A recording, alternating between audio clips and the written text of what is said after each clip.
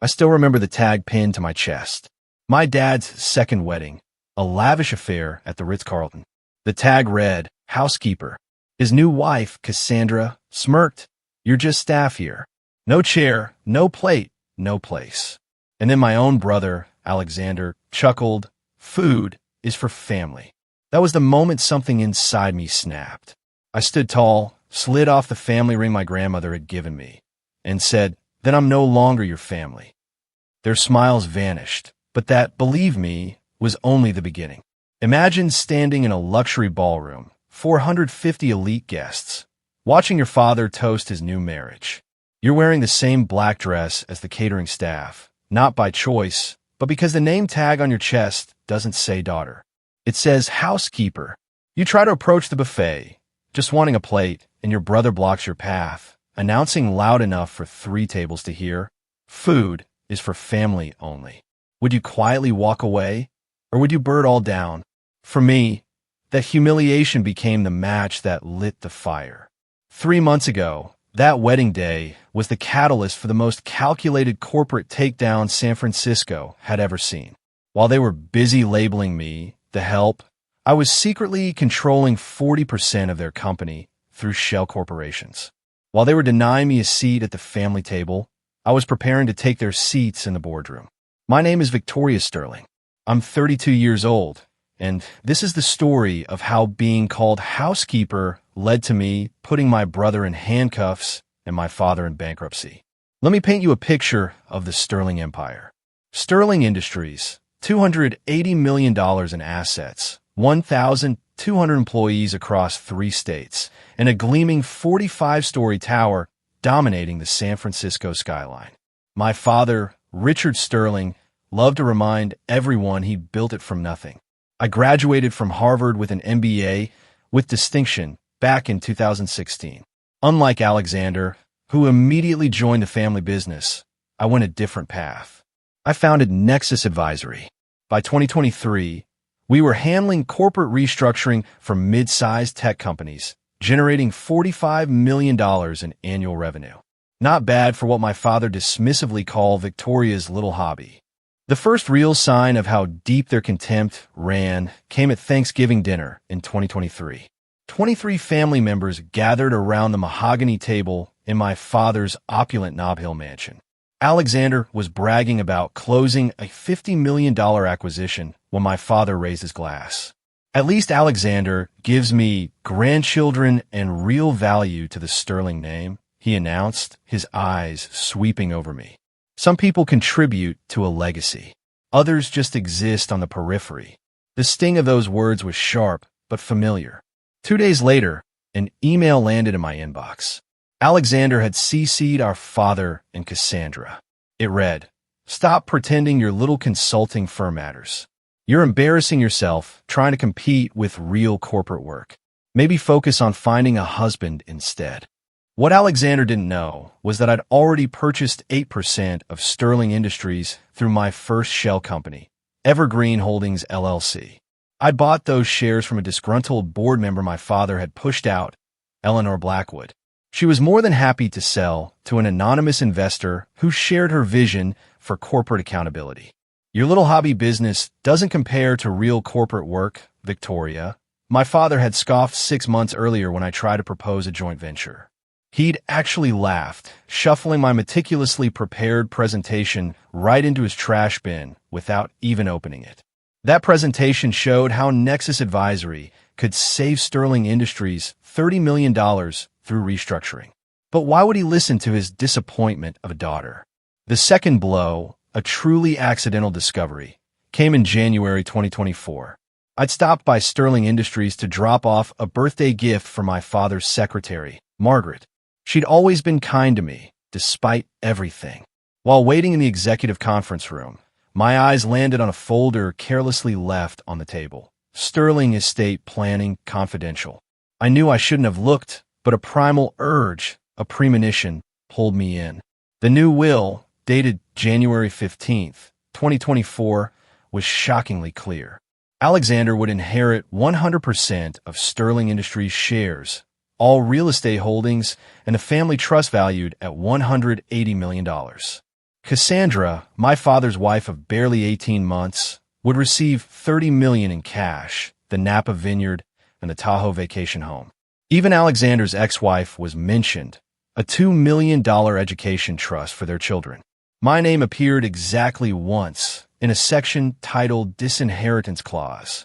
It read, Victoria Sterling shall receive no portion of the estate as she has chosen to pursue interests contrary to the family's values and has failed to contribute meaningfully to the Sterling legacy.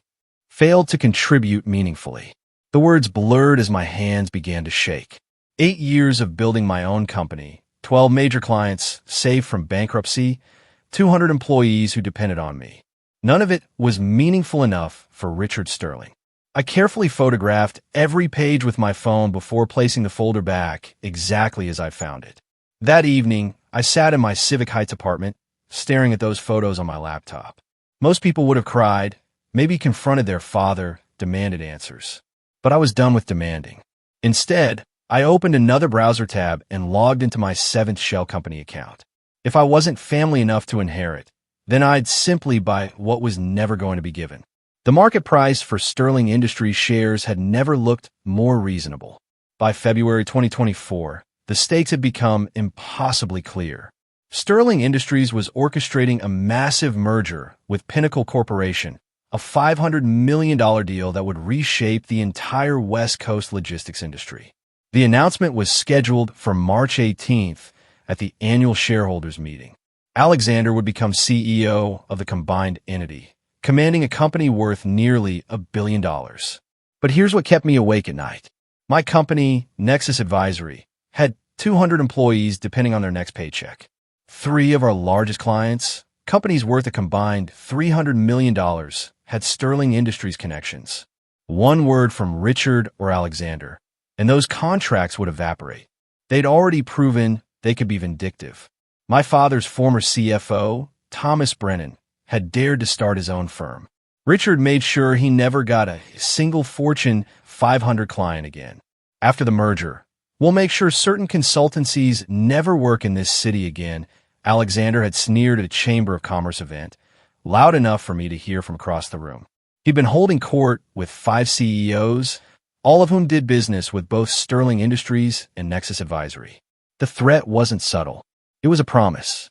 Then, on February 28th, at 11:47 p.m., my phone buzzed with an encrypted email from Marcus Coleman, Sterling Industries' longtime head of accounting. Subject, urgent. They're destroying evidence. Victoria, he wrote, his fear palpable even through text. They know I've been documenting the Meridian Holdings transactions. Alexander ordered all physical records destroyed by March 10th. Digital records are being updated to remove traces. If you want proof of the embezzlement, we have less than 10 days.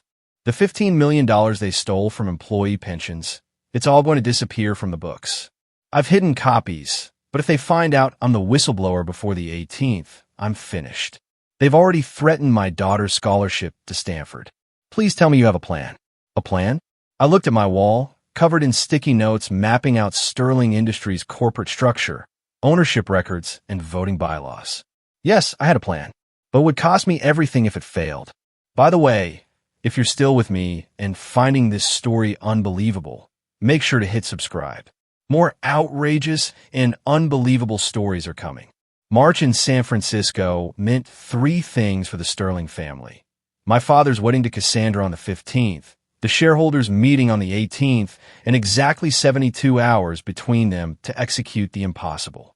The wedding invitation had arrived in January, printed on paper that probably cost more than most people's monthly rent.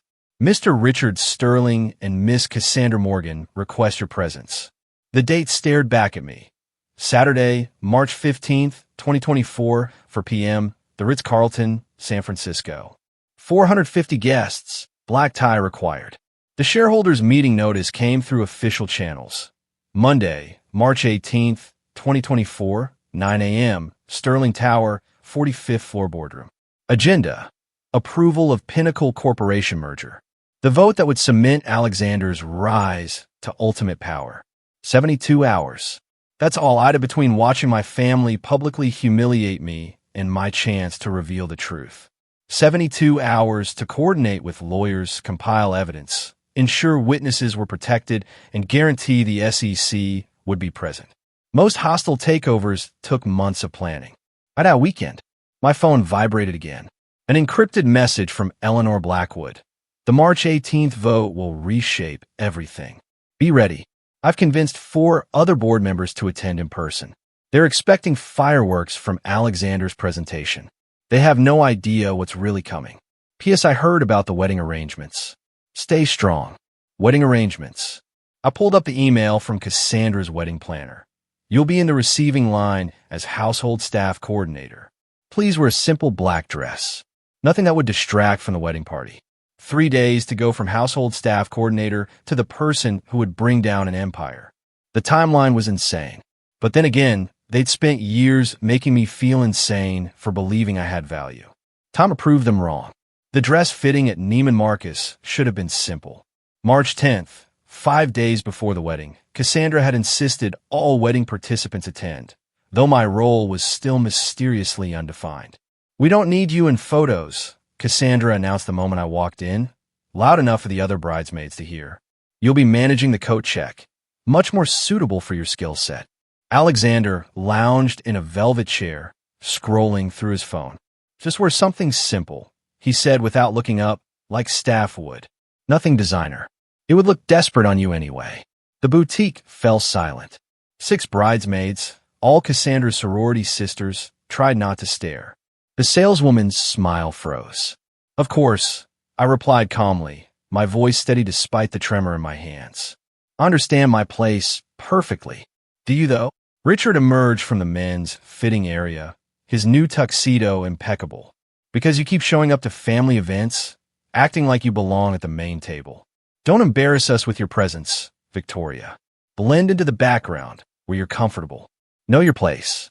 Victoria, Cassandra added, admiring her $30,000 Vera Wang dress in the mirror. You're lucky to even be invited.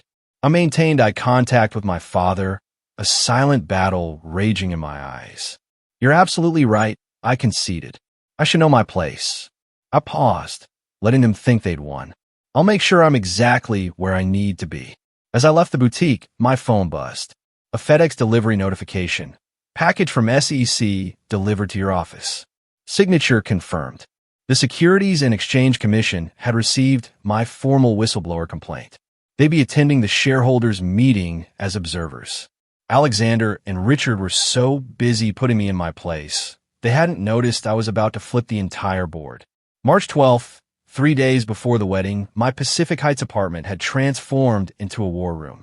7 laptop screens displayed the corporate structures of my shell companies. Evergreen Holdings, Cascade Ventures, Marina Bay Investments, Golden Gate Capital, Presidio Partners, Sunset Holdings, and Bridge Trust. Together, they controlled 40% of Sterling Industries. The Sterling family meeting votes are about to get very interesting, said my lawyer, Jennifer Walsh, reviewing the share certificates. You spent 5 years and $47 million acquiring these positions.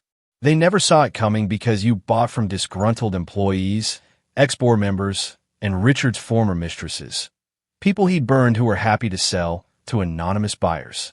The centerpiece of our evidence sat in a locked briefcase, a USB drive from Marcus Coleman containing 3 years of forensic accounting, $15 million siphoned from employee pension funds through Meridian Holdings, a shell company Alexander thought was untraceable. Wire transfers, canceled checks, even recorded phone conversations where Alexander bragged to his cronies about his creative accounting. Deloitte's forensic team has verified everything, Jennifer confirmed. 3 independent auditors, all willing to testify. The evidence is ironclad. I pulled up the email chain from Eleanor Blackwood, dating back to 2019. She'd been my silent mentor, guiding my share purchases, ensuring I stayed hidden until the perfect moment. I've been waiting 5 years for someone brave enough to expose them. Her latest message read, Your father destroyed my husband's company in 2018. Watching his empire crumble from the inside will be poetic justice. My phone rang. Marcus Coleman, his voice a frantic whisper. Alexander's asking questions about who's been buying shares. He knows something's wrong, but can't figure out what. He's hired investigators. Let him investigate, I replied, staring at my reflection in the window, my resolve hardening. 5 years of planning, $40 million invested, careers and lives at stake. In 6 days, none of his questions would matter. If you've ever been underestimated by your own family, now let me tell you about the wedding day that changed everything. Eleanor Blackwood was the kind of woman who could destroy you with a smile. A 15% shareholder of Sterling Industries, widow of Richard's former business partner, and the only person who'd ever made my father visibly nervous. On March 13th, she invited me for tea at the St. Francis Hotel. Your father doesn't know I've been helping you buy shares, she said, stirring her Earl Grey with deliberate precision. 5 years ago, when he orchestrated my husband's bankruptcy, I swore I'd find the right person to take him down. You're that person, Victoria. She slid a manila folder across the table. 3 years of email exchanges between Richard and Alexander, all forwarded from Sterling Industries' own servers. Timestamps intact. Metadata preserved. Discussions about handling board members who asked too many questions. Plans to dilute minority shareholders after the merger. I've been collecting these since 2021, Eleanor explained. Your father made one mistake. He kept me on the board to avoid a lawsuit. That gave me access to everything. Every dirty deal, every betrayal, every crime. Why didn't you act sooner? I asked, my voice barely a whisper. Because I needed someone with clean hands, she said, her smile chilling. Someone they'd underestimated so completely they'd never see the attack coming. Besides, revenge is a dish best served at a wedding reception, don't you think? The email headers were damning. From Richard Sterling at sterlingindustries.com to Alexander Sterling at sterlingindustries.com. Subject: RE Pension Reallocation Strategy. Date stamps from the company's own exchange server. Impossible to fake. Monday morning, Eleanor said, standing to leave, when you walk into that boardroom, you won't be alone. I've spent 3 years turning board members against them. They just don't know it yet. Marcus Coleman looked like he hadn't slept in weeks. We met at a parking garage in Soma on March 14th, the night before the wedding. He handed me a locked briefcase with shaking hands. 2,000 pages, he whispered, glancing around nervously. 3 years of Alexander's fraud, documented in excruciating detail. Canceled checks with his signature, transferring pension funds to Meridian Holdings. Wire transfers totaling $15 million. Even video recordings from security cameras showing him accessing the pension accounts after hours. I opened the briefcase. The evidence was overwhelming. Each document had been notarized, backed up in 5 locations, including 2 safety deposit boxes and 3 cloud servers. The crown jewel, a recorded Zoom call from December 2023, where Alexander explicitly told his personal banker to make the pension money disappear into Meridian before the audit. These documents have been notarized and backed up in 5 locations. Marcus confirmed. My lawyer has copies. The FBI has been notified but agreed to wait until after Monday's meeting to act. A text interrupted us. From Alexander. Strange market activity in our shares. Someone's been accumulating. Find out who. Marcus went pale. He's getting paranoid. Yesterday, he asked why I'd been staying late so often in 2023. After Monday, his paranoia won't matter, I assured him. Your daughter's Stanford scholarship? Eleanor Blackwood personally guaranteed it. Full ride. He managed a weak smile. You know what the ironic part is? Alexander taught me everything about forensic accounting. He created his own destroyer. I locked the briefcase. $15 million stolen from hardworking employees' retirements. Monday morning, Alexander would discover that every transaction had been meticulously documented by the very person he'd trained to hide them. These documents will be projected on a 100-inch screen in front of the entire board. I promise Marcus. His victims will get justice. March 15th, 2024. The Ritz-Carlton San Francisco gleamed under perfect spring sunshine. 450 guests in designer clothing streamed through the lobby. CEOs, senators, federal judges, the entire West Coast elite gathered to celebrate Richard Sterling's second chance at happiness. My name tag was waiting at the registration table in elegant calligraphy. Victoria, housekeeper. Not Victoria Sterling. Not daughter of the groom. Just Victoria, housekeeper. The wedding coordinator, a nervous woman named Patricia, couldn't meet my eyes. Mrs. Morgan Sterling specifically requested this arrangement. You're to stand by the service entrance during the ceremony. No assigned seating for the reception. The ceremony space held 450 gilt chairs facing an altar drowning in white orchids. Every chair had a name card, except for the corner where I was directed to stand. 3 servers joined me there, all of us in black, invisible against the dark draping. Richard walked past during his entrance, his eyes sliding over me like I was furniture. Cassandra followed in her $30,000 dress, pausing just long enough to stage whisper to her maid of honor. Staff should stay in the service area. We don't want any confusion about who belongs here. The CEO of Tura Link Corporation stood 3 feet away. The federal judge who'd overseen Sterling Industries' biggest lawsuit sat in the front row. The publisher of the San Francisco Chronicle took photos. All of them witnessed Cassandra's pronouncement. Several shifted uncomfortably during the vows. As Richard promised to honor and cherish, I felt my phone vibrate. Eleanor Blackwood, seated in the 3rd row, had sent a photo of my name tag with the caption, "Evidence collected." The reception was worse. 450 place settings at crystal-laden tables. No seat for me. When I approached the buffet, Alexander materialized, blocking my path.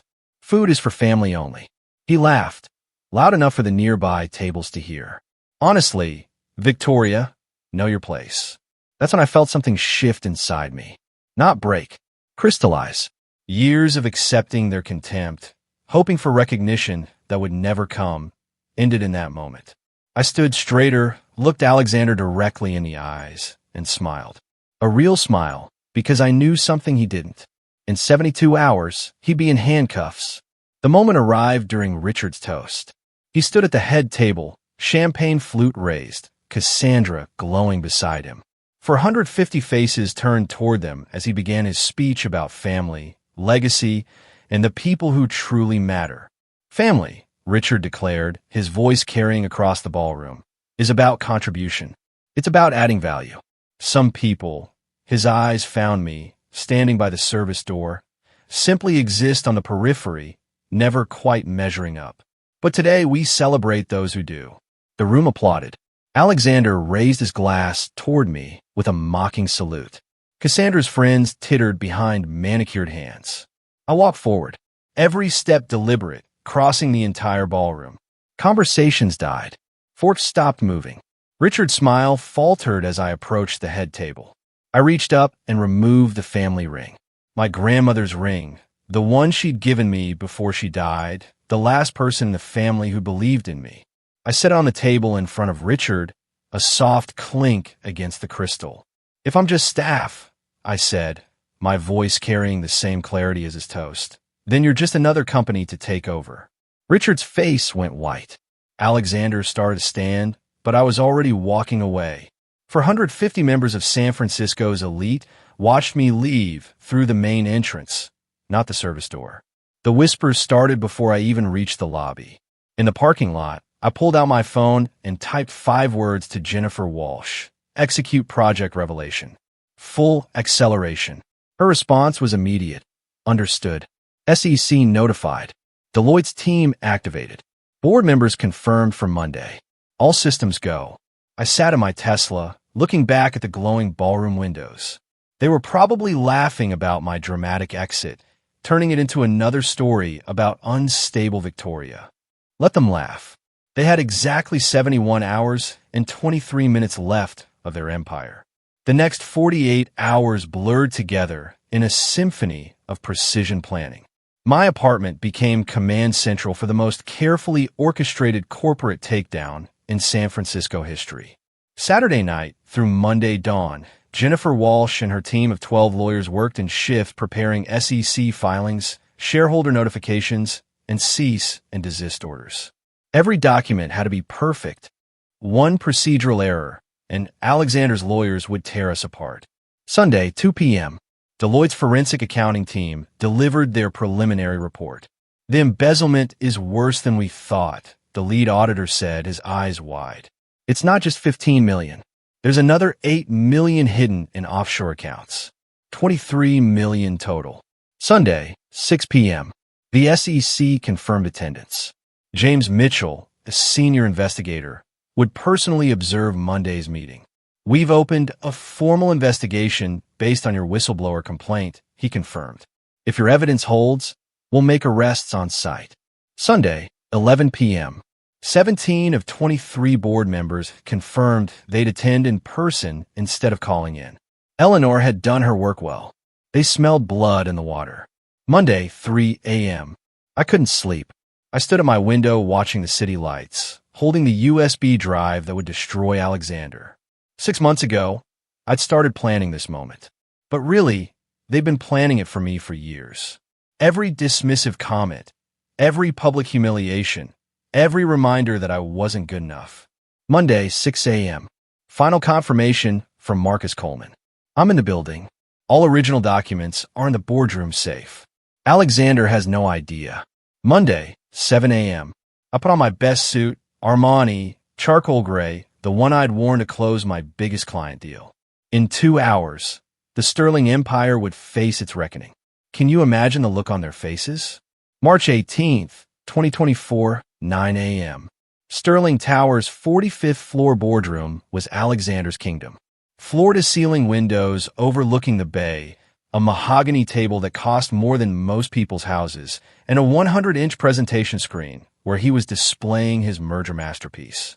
The Pinnacle acquisition will position us as the dominant force in West Coast logistics, Alexander proclaimed to the assembled board. 23 board members, 5 executive VPs, and a handful of assistants filled the room. Within 18 months, we'll control the double doors opened. I walked in, flanked by 5 lawyers from Walsh & Associates, each carrying briefcases that might as well have been loaded weapons. The room fell silent. Alexander's laser pointer dropped from his hand, clattering on the marble floor.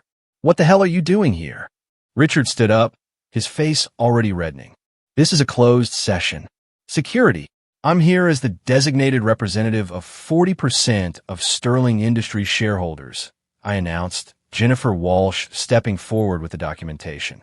According to Section 7.3 of your corporate bylaws, any shareholder group controlling more than 25% can demand immediate board attention. The 100-inch screen behind Alexander changed. My legal team had taken control of the presentation system. Suddenly, the ownership structure of Sterling Industries filled the screen.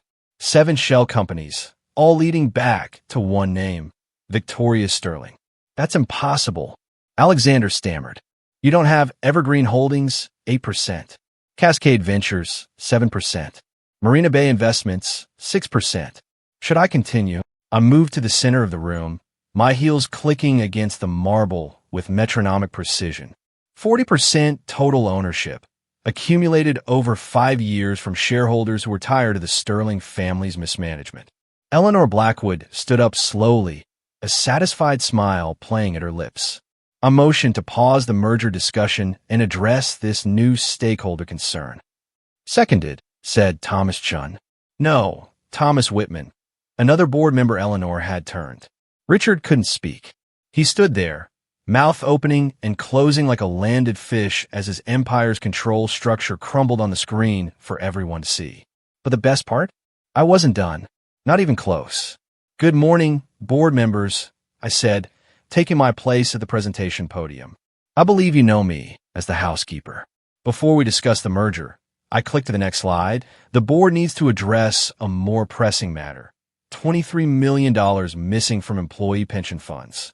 The screen exploded with evidence. 47 slides of meticulously documented fraud. Canceled checks with Alexander's signature. Wire transfer confirmations to Meridian Holdings.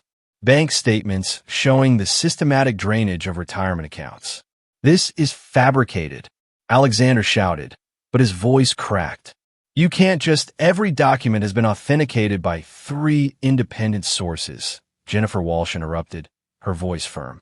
Deloitte's forensic team spent 2 weeks verifying each transaction. Mr. Coleman from accounting can attest to their authenticity. Marcus stood up from his seat in the corner, holding original documents. I've been documenting this fraud for 3 years. Every transfer, every forged authorization, every deleted email. I have copies. The room erupted. Board members shouted questions. Richard slammed his fist on the table, but I kept clicking through slides, each one more damning than the last. Slide 23. An email from Alexander to his personal banker. Subject line, pension reallocation complete. Slide 31. Security footage of Alexander accessing pension systems at 2 a.m. outside normal procedures. Slide 39. The smoking gun. A recorded Zoom call where Alexander explicitly discussed hiding the stolen funds. This is a legal recording. Alexander protested. You can't use that. Actually, James Mitchell stood up, his SEC badge gleaming. We can. I'm James Mitchell, Securities and Exchange Commission. We've been investigating Sterling Industries for 6 months based on Miss Sterling's whistleblower complaint. This evidence has been submitted to federal prosecutors. The color drained from Alexander's face as 2 FBI agents entered the boardroom. They've been waiting in the hallway. Every document has been authenticated by 3 independent sources. I repeated, my voice steady as granite. The theft is undeniable. The evidence is overwhelming. And the consequences are inevitable. Richard finally found his voice. Victoria, you don't understand what you're doing. You're destroying your own family. No, I corrected him. I'm protecting 1,200 employees whose retirements you stole. Family doesn't do what you did. The FBI agents moved toward Alexander with practiced efficiency. Alexander Sterling, you're under arrest for embezzlement, wire fraud, and violation of ERISA pension regulations. Dad! Alexander looked desperately at Richard. Do something. But Richard couldn't even stand. He slumped in his chair as the agents cuffed his son in front of the entire board. The metallic click of handcuffs echoed through the silent boardroom. This is insane. Alexander struggled against the agents. It's a setup. She's lying. James Mitchell from the SEC pulled up his tablet. Mr. Sterling, we have your signed confession from December's recorded call. You explicitly stated, and I quote, make the pension money disappear into Meridian before the audit. Would you like to hear the recording? On the conference phone, Cassandra's voice crackled through. Richard, what's happening? The news is saying Alexander was arrested. Eleanor Blackwood stood up. A motion for an immediate vote of no confidence in Richard Sterling as CEO and chairman. Seconded, came from 4 board members simultaneously. The vote was swift and brutal. 18 for removal, 3 against, 2 abstaining. Richard Sterling, the man who'd built an empire, was stripped of his power in less than 60 seconds. Furthermore, Eleanor continued, I nominate Victoria Sterling for an independent board seat, effective immediately. This time, the vote was 18-5 in favor. Trading had been halted 20 minutes ago when news of the FBI's presence hit the wire. Sterling Industries stock was in free fall. The merger with Pinnacle was dead.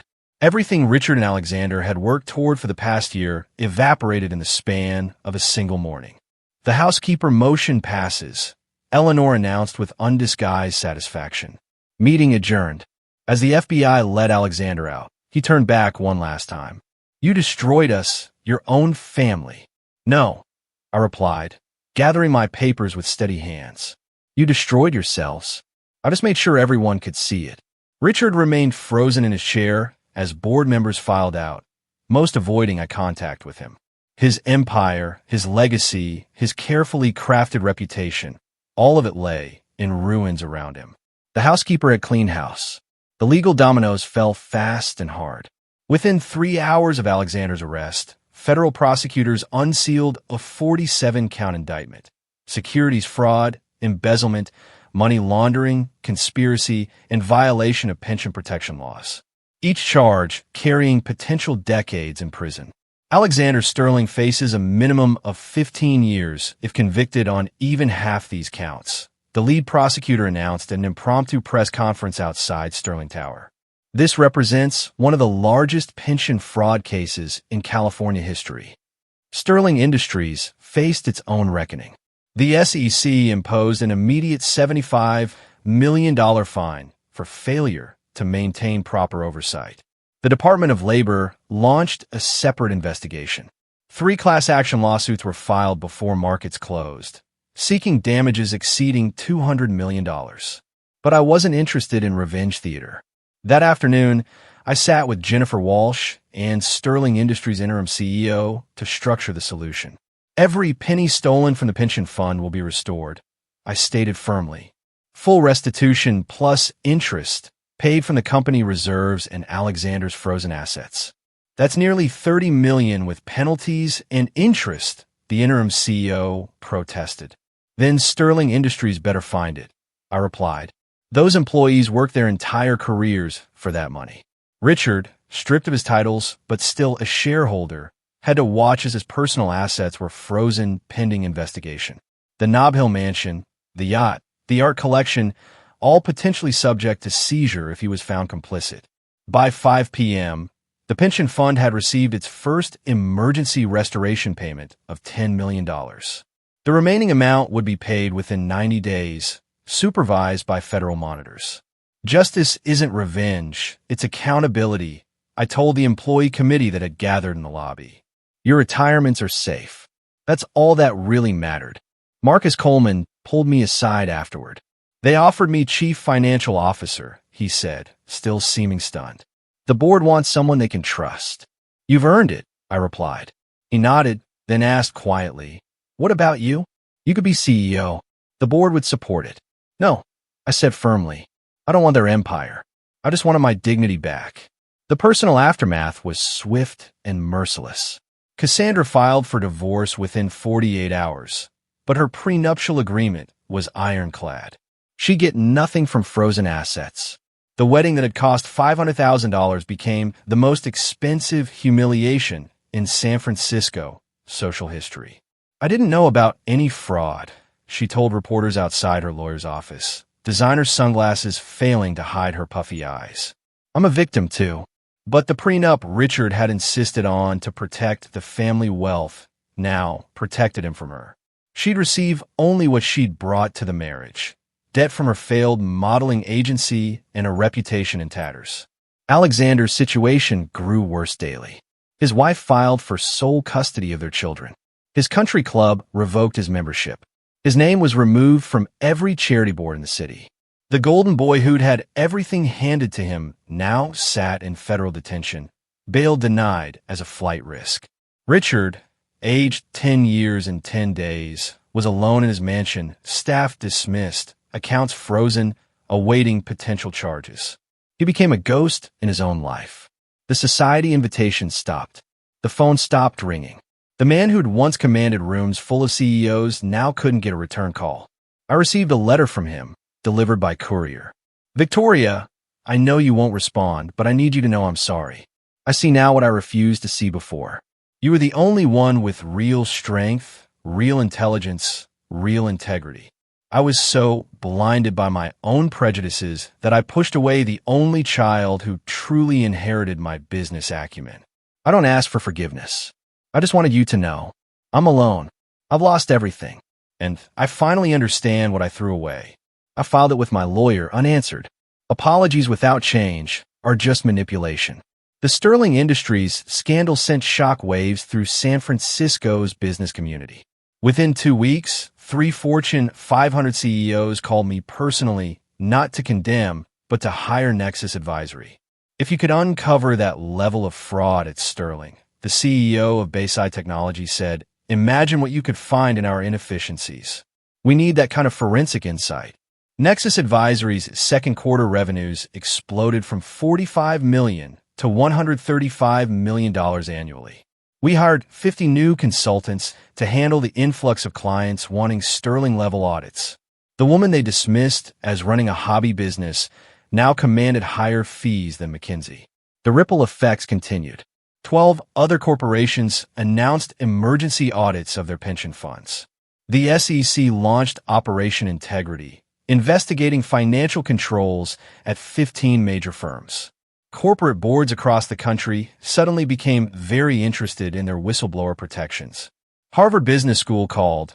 They wanted to make the Sterling Industries take down a case study in corporate governance and stakeholder activism. It's the perfect example of how overlooked stakeholders can legally reclaim power, the dean explained. Your methodical approach over 5 years, it's brilliant. Marcus Coleman transformed Sterling Industries' financial operations. Under his leadership, employee morale soared. The company implemented the strictest financial controls in the industry. Stock prices, after the initial crash, began recovering as investors recognized the company was finally being run ethically. Eleanor Blackwood invited me to lunch at the St. Francis Hotel, the same place where she'd given me the crucial evidence. "You've done something remarkable," she said. "Not just the takedown. Anyone with money could have done that, but you did it without becoming them. You kept your integrity." The Wall Street Journal ran a front-page story. The Housekeeper Who Cleaned House: How Victoria Sterling's Patient Revolution Reformed Corporate America. The article noted that my methods had become a template for ethical corporate activism. "Integrity became our strongest business asset," I told the reporter. "Turns out that's worth more than any inheritance." The 450 wedding guests who'd witnessed my humiliation suddenly developed collective amnesia about their silence. My phone buzzed with messages from people who always knew I was special, who never agreed with how Richard treated me, who wanted to say something but didn't. Patricia Vanderworth, who'd laughed when Cassandra called me staff, sent an elaborate flower arrangement with a card. "Always admired your strength." I donated the flowers to a hospice. The country club that had never once invited me to member events suddenly offered me an honorary membership. "We'd be honored to have such a prominent business leader," they gushed. I declined. But the most telling reaction came from the employees of Sterling Industries. They created a plaque that now hangs in the lobby. "Victoria Sterling, the board member who saved our future." Underneath it, 1,200 signatures from grateful employees whose retirements were restored. Marcus Coleman instituted Integrity Day at Sterling Industries, an annual reminder of what happens when leadership forgets its responsibilities. He tripled the whistleblower protection budget and created an anonymous reporting system that reported directly to external auditors. The Housekeeper label became a symbol of corporate courage. One employee told a documentary crew filming the story. "She showed us that titles don't determine worth, actions do." Even Alexander's former allies distanced themselves.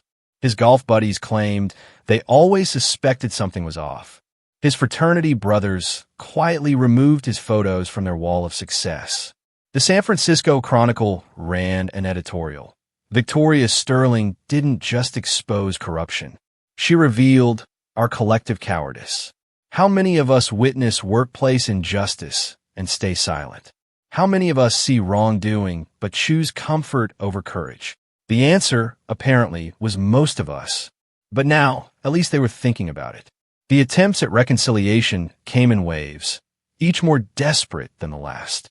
Richard's 5-page email arrived first, a rambling mixture of self-pity and sudden enlightenment. "I see now that I was threatened by your independence," he wrote. "You reminded me of your mother. Brilliant, self-sufficient, unwilling to be controlled.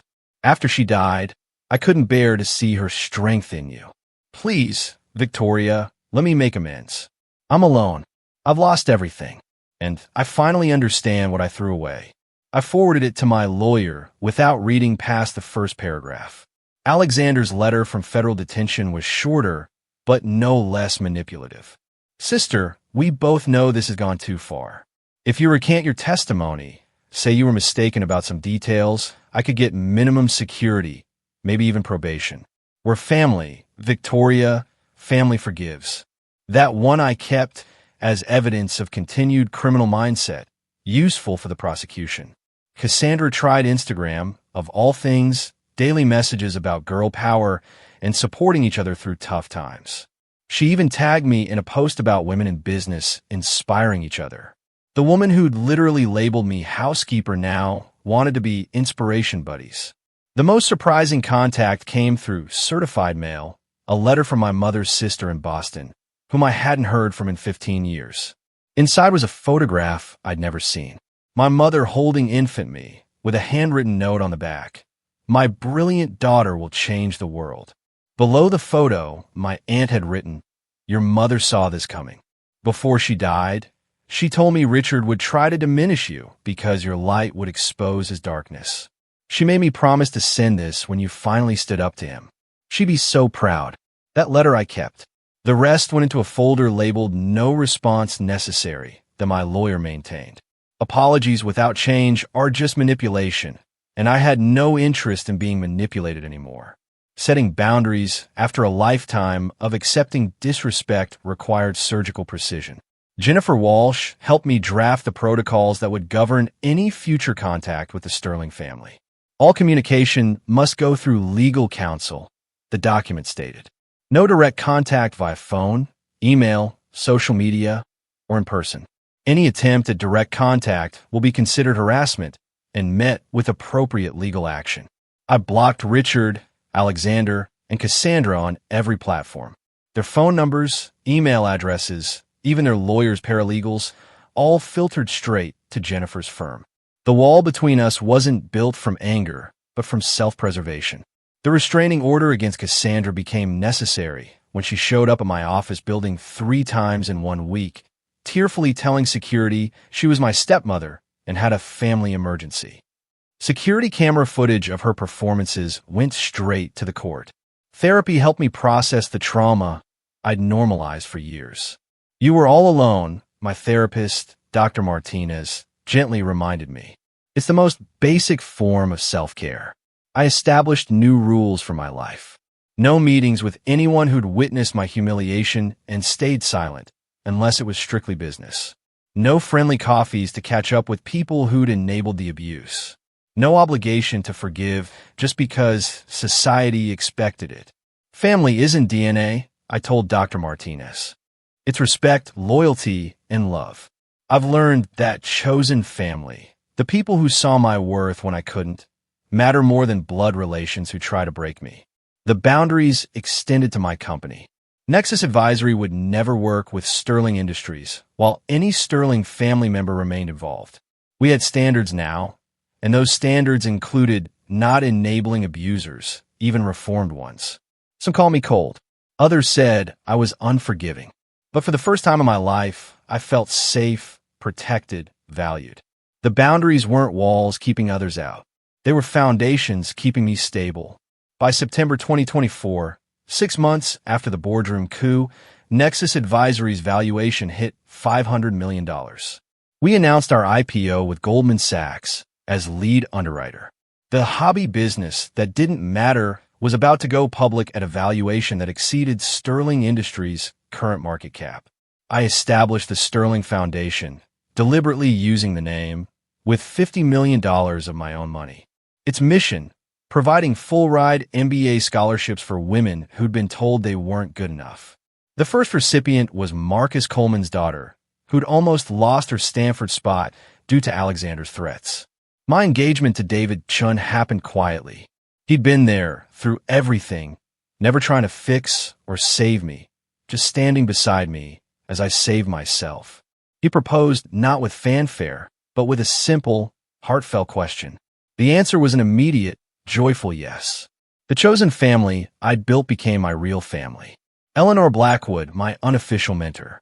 Marcus Coleman, the brother I should have had.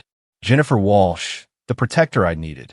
My employees at Nexus, who'd trusted me when I barely trusted myself. We gathered for Thanksgiving 2024 at my new Marin County home. Not a mansion, just a place filled with warmth and laughter. 23 people who'd earned their seats at my table through loyalty and love, not blood or obligation. Success is the best revenge, I toasted, looking at the faces of people who actually cared about me. But peace is the ultimate victory. David raised his glass to Victoria, who showed us that sometimes the best way to clean house is to build a better one. The laughter that followed was real, unmarred by hidden contempt or conditional acceptance. This was what family was supposed to feel like. Looking back now, 3 months after that wedding where they label me housekeeper, I don't feel anger anymore. Just clarity. I spent 32 years trying to earn love that was never available, respect that was conditionally withheld, a place at a table that was always just out of reach. The sterling silver spoon I was supposedly born with turned out to be stainless steel. Functional, but never quite good enough for the sterling standard. But here's what Richard and Alexander never understood. Stainless steel doesn't tarnish. It doesn't need constant polishing to maintain its value. It's strong, practical, and resilient. Just like the daughter and sister they threw away. The empire they built on ego and embezzlement crumbled in a single morning. The legacy they killed themselves protecting evaporated the moment handcuffs clicked. The family name they valued above actual family became synonymous with corporate fraud. Meanwhile, I built something real. A company based on integrity. Relationships rooted in respect. A life where my worth isn't determined by those who refuse to see it. Your worth isn't determined by those who refuse to see it. I tell this to every scholarship recipient, every young woman who comes to me with stories of being overlooked, undervalued, dismissed. Your worth exists whether they acknowledge it or not. The family ring I returned to Richard that day, he tried to send it back through his lawyer, claiming it was rightfully mine as the eldest daughter. I had it auctioned for charity. It raised $30,000 for a women's shelter. That ring had been the Sterling family for 4 generations, but it took leaving the family to finally do some good. I'm Victoria Sterling. I'm the housekeeper who cleaned house, and I've never been more proud of my name. Not because of who gave it to me, but because of what I made it mean. Have you ever been in a situation where your own family underestimated you or dismissed your achievements? What did you do? Let me know in the comments below. I really want to hear your stories.